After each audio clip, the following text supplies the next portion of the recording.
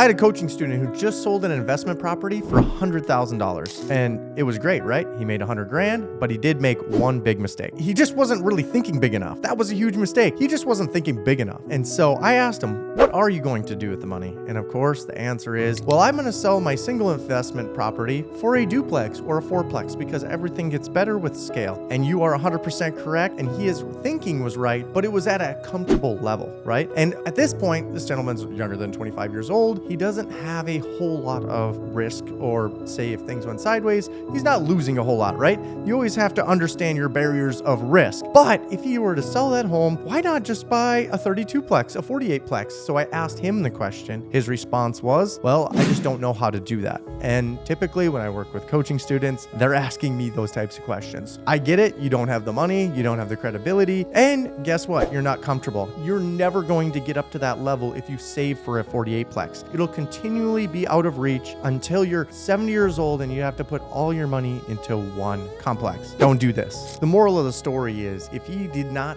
think bigger, he would have never went and tried to look at a 16 or 32 plexes. We just structured the deal on how it would work for him with his money, or find a personal guarantee or the outside money using other people's investor money. You can do this. Anyone can do it at any level. Just is you have to be able to be willing to take on the risk, and you got to be able to have the ability to think bigger. Thinking small does not ever pay big. That's one of the biggest mistakes I've made in life. Always thinking bigger and getting around bigger people has always helped me. If you want to learn how to just think bigger overall and have better money goals, then comment below mentor. And if you want to just stick around for the free material, subscribe and follow below.